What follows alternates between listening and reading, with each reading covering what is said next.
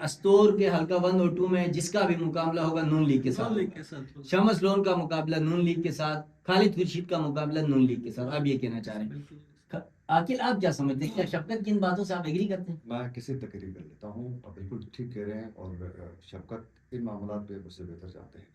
और इसमें कोई दो राय नहीं है कि अस्तूर हल्का वन की अगर बात की जाए तो अगर साफ और शफाफ इंतखाबात हो तो खालिद खुर्शीद खुद हो या उसका कोई उम्मीदवार, वो हल्का खालिद खुर्शीद का।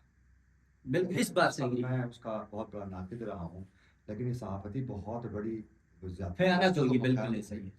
कि वो बंदे का वो हल्का उसका ही है। बिल्कुल इस खालिद खुर्शीद हल्का 2 से लड़े तब भी खालिद खुर्शीद ही जीतेगा। फॉर एग्जांपल अगर सोर्स है, खालिद खुर्शीद गिलगित से लड़े, सिकरदू से लड़े, खालिद खुर्शीद ही जीतेगा। खालिद खुर्शीद का बतौर पीटीआई के एक स्ट्रॉन्ग कैंडिडेट है, वो हफीज और अमजद की तरह नहीं है कि वो अपने हल्के से ही जीतने की पोजीशन पर हो। यकीनन ये इस पोजीशन पर खालिद खुर्शीद नहीं है। इस पोजीशन पर आपका हफीज है कि अपने हल्के से जीतने की पोजीशन नहीं है। जो वज़ीर-ए-आला रहने के बावजूद, काम करने के बावजूद आपका अमजद को अपने हल्के में जीतेगा या नहीं जीतेगा, उसके अभी तक टांगे जो है कांप रही हैं। कहाँ पे टांगे, क्या है होता, वो वाली पोजीशन पर है। जहां तक हल्का वन अस्तूर की बात की जाए तो ये मैंने बता दिया कि इसकी पोजीशन है। अब ये बात हकीकत ये है कि वो इस दफा इलेक्शन में उस तरीके से नजर नहीं आएंगे, तो फिर कौन जीतेगा? मुस्लिम लीग नून का कैंडिडेट बहुत ज्यादा स्ट्रॉन्ग है, लेकिन मुस्लिम लीग नून के अंदर काटने वाले बहुत ज्यादा एक दूसरे को। हल्का नंबर 1 में फरमान साहब को हराने के लिए कल तक मुतहरिक थे हमारे साहिब खान साहब और उसकी पूरी लॉबी। अगर कल ये जो मुलाकातें हुई हैं उसके बाद अगर इनके दरमियान इख्तिलाफात खत्म हुए हैं, जैसे कि फरमान साहब और यहाँ साहिब खान साहब के दरमियान, और हल्का नंबर 2 में अगर राना फारूक साहब और बरकत जमील हबीब हाँ के दरमियान अगर वाकई इख्तिलाफात खत्म करके वो जो हाथ खड़े करके इन्होंने कहा कि इत्तेहाद हो चुका है, तो मैंने तो पहले ही कहा है कि ये अगर खाना काबा में ले जाकर भी खड़े करके कहा जाए कि हमारे दरमियान इत्तेफाक हो चुका है, तो तब भी आपने यकीन नहीं रखा है। ये हो ही नहीं सकता है, ये सियासत है। किन है, ये एक दूसरे के पीछे पड़े हुए हैं। तो हल्का नंबर 2 में अब की बात हुआ ये है कि साहिब खान साहब को पूरी तरह जो है इस वक्त उनको मुतमिन किया गया है, एतमाद में लिया गया है कि आप साथ दे दें, आपको हम फैसिलिटेट करेंगे। इसी के बेस पर जो है वो फरमान साहब का साथ दे देंगे, इसमें कोई दो राय नहीं है। फरमान साहब हल्का नंबर 1 से इस वक्त स्ट्रॉन्ग कैंडिडेट है, वो जीतने के मामले पर वो स्ट्रॉन्ग कैंडिडेट है, बादा से खालिद खुर्शीद, याद रख लेना। लेकिन पीपल्स पार्टी का प्रॉब्लम ये है कि फहद साहब इलेक्शन नहीं लड़ सकते हैं, उनकी जगह में हामिद साहब होंगे। वो क्यों नहीं लड़ सकते? क्योंकि उसका वो नहीं नहीं, उनके उनके आकिल के लिए, आकिल को थोड़ा सा मैं तस्हीह करवा लेता हूँ। उनके कागजात एक्सेप्ट हो चुके हैं और बहुत सारे लोगों को ये ख्याल था कि उनका टेन्योर पूरा नहीं हुआ, और मैं ये पहले बार बता चुका हूँ कि उनकी जो रिटायरमेंट के 2 साल होते हैं सरकारी मुलाजिम के लिए, वो 2 साल पहले ही मुकम्मल हुए थे।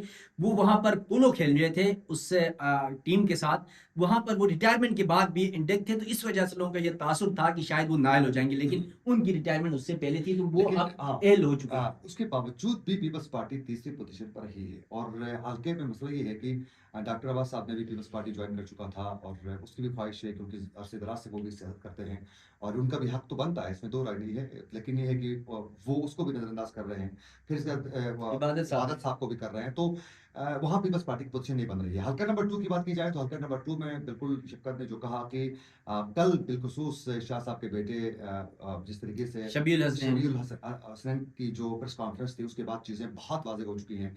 अब पे ये वाज़ेह हो रहा है कि इस वक्त शम्स लोन जो हैं वो टॉप पोजीशन पर है और उनका मुकाबला होगा वहाँ वो पीपल्स मुस्लिम लीग नून के कैंडिडेट के साथ होगा। लेकिन इन दोनों हल्कों में मुझे ऐसा लग रहा है कि पीपल्स पार्टी ने तो पहले ही हाथ तस्लीम करके खुद साइड हो चुके हैं कि भाई हमारे तो इलेक्शन ही नहीं। अच्छा आकिल, वैसे एक बात है, आपने हल्का 2 की बात कर ली। पीपल्स पार्टी के पास हल्का 2 में मुजफ्फर इले, अब्बास मौसवी, वजीर ताजवर, शमसुद्दीन, उसके बाद आप ईदगाह में देख लें मोहम्मद अली है या फिर मूसा है, ये बहुत सारे कैंडिडेट हैं इनके। अगर ये सारे इकट्ठे हो जाते हैं तो क्या वाकई जिस तरह दीगर सियासी जमातों की नून लीग जिस तरह इकट्ठी हो रही, तो फिर क्या कोई पीपल्स पार्टी के लिए मामला बन सकता है? आपको एक खबर मैं ये दे दूं कि कल तक शबीउल हसनैन की इस प्रेस कॉन्फ्रेंस से एक दिन पहले तक अब्बास मौसवी साहब को टिकट मिलने के चांस सबसे ज्यादा स्ट्रॉन्ग थे। ठीक है। अब कल इनकी प्रेस कॉन्फ्रेंस के बाद उस बेचारे का सितारा इस वक्त गर्दिश में है, बल्कि जवाल की तरफ जा रहा है। हाईवे में कोई उस तरह नहीं हूँ कि अच्छा वैसे एक सवाल और आपसे आपसे लाजमी मैंने पूछना था, मुझे याद आया मैं आपसे, इसको इस फिर हल्के में, ये मुकम्मल कर यार लूँ। इस हल्के में मुझे फिर बर्दाश्त नहीं होगा। कहते हैं ना कि साहबी की पेट में खबर नहीं रहती है। मसला ये कहा यह जा रहा है कि शम्स लोन और अमजद साहब के दरमियान कुछ मामलात अंदर से ये सेटलमेंट हुई है मैं वो इसी तरफ कि जा रहा था। चले। मैं उसी तरफ जा रहा था कि इसमें चांस ज्यादा थे कि जो अब्बास मौसवी हैं उनको टिकट मिलने के चांस बहुत स्ट्रॉन्ग और उसकी उनके चांस बहुत ज़्यादा स्ट्रॉन्ग थे उनको टिकट मिलने के।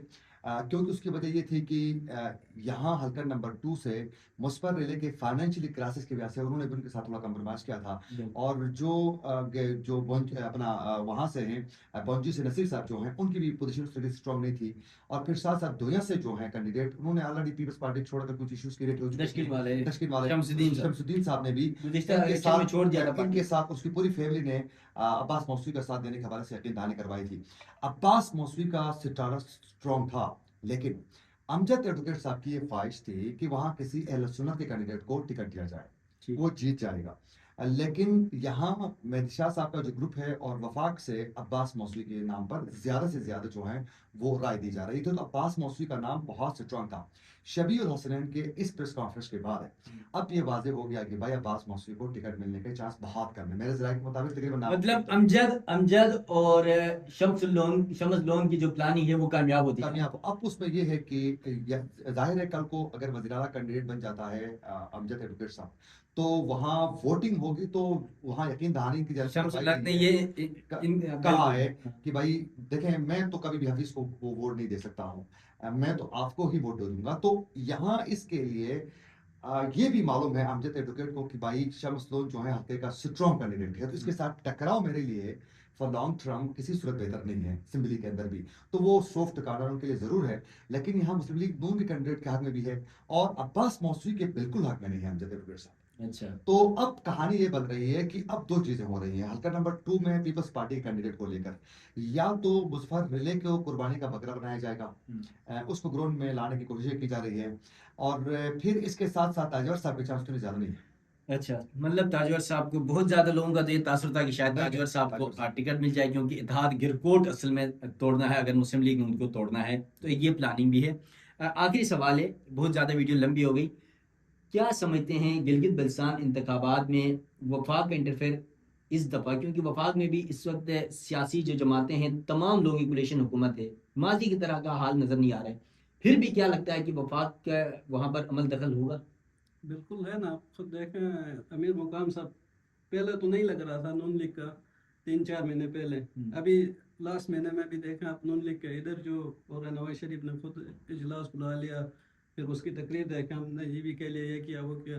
फिर अमीर मुकाम साहब उधर ही जाकर डेरे लगा के बैठे हुए। हालांकि चीफ इलेक्शन कमिश्नर ने बाकायदा वो कहा गया था कि ज़ाबिता इखलाक के तहत कोई भी नहीं आ सकता बाकी वजीर, तो उसके बावजूद मेरे ख्याल से अब नून लीग को ये लग रहा है कि शायद कहीं से आया होगा हुक्म कि अब आप लोग खुद ही बना लें। पहले तो मेरे ख्याल से प्लान था कि पीपल्स पार्टी को देने का हुकूमत, लेकिन अब लग रहा है वापस नून लीग की तरफ ही जा रही है। अच्छा एक लास्ट में जो बोलना चाहूंगा बिलखुसूस पिछले 1.5-2 महीने के दौरान, 1 महीने में बिलखुसूस पीपल्स पार्टी के लिए जो है तमाम चीजें अब धुंधला दिखना शुरू हो चुकी है। यकीनन आकिल की इस बात से मैं मुतफिक हूँ। अगर आपको याद हो तो वफाक में गुज़िश्ता 1-2 महीने के अंदर ईरान अमेरिका मुज़ाकरात के दौरान हुकूमत और पाकिस्तान के तमाम इदारे जब मुतहरिक नज़र आए तो पीपल्स पार्टी मंजर आम से गायब थी।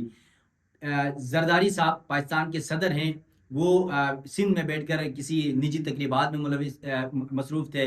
बिलावल साहब कहीं और मसरूफ़ थे, कहीं पर नज़र नहीं आ रहे। तो उसके बाद ये तासुर है कि शायद गिलगित बल्तिस्तान में भी उनको साइड लाइन किया जाएगा, लेकिन एक फार्मूला ये भी तय किया जा रहा है कि पीपल्स पार्टी के लिए गिलगित बल्तिस्तान में ग्राउंड बनाया जा सकता है और आज़ाद कश्मीर में मुस्लिम लीग नून। देखना यह है कि 7 जून को होने वाले इंतखाबात से कबल ही कि सियासी जमातों का इत्तेहाद कैसे बनता है, कौन कौन सी मजीद जमातों के दरमियान इत्तेहाद बनेगा, तो वो इलेक्शन को वाज़ेह तौर पर साफ दिखाई देगा कि किस की हुकूमत गिलगित बल्तिस्तान में बनने जा रही है। हम तीनों को दीजिएगा इजाज़त। अल्लाह हाफिज़।